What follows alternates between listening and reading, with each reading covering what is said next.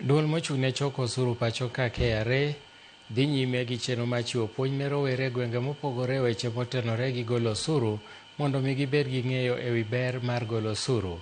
Chenrono geto rowere ma hikgi nie kind 20 nyaka 30, ahinya to ma pod dhi nyime gi somo e mbalariany mopogore e pacho ka kaachiel kod kuonde tiegruok mamoko. Apisa mar KRA Jojo Bell ne obedo gi chenro kod jopuonjre ma KMTC e kar tiegruok ma Gendia mar miyogi puonj mar ng'eyo ber mar golo osuru. KRA wacho ni rowere loso atamalo maduong' mag oganda kendo thothgi pok ong'eyo ber mar golo osuru. Puonj ni bende geto miyo gibed gi ng'eyo e wi ber mar golo osuru kod midhiero mamoko manyalo juko jok ma badhore go osuru. People come in knowing that what is expected of them. So they know what is expected of them, and therefore compliance becomes a natural thing. That's what we are aiming to achieve. So the continuous education that we are going to extend.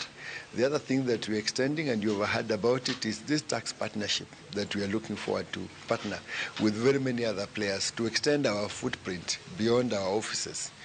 Like today you saw here, we came to the ground, we came with a team. We want to have people who are permanent, whom we have trained, who are available within the ecosystem of taxpayers, who can be able to give the tax knowledge and information and tell the taxpayers what they are supposed to qualify, what they qualify for, when they are supposed to file the returns. So we are committing to do these kind of things and continue to enhance them so that we help taxpayers to mature. And when they mature in tax, at a good age, then they are able to continue with that as a culture.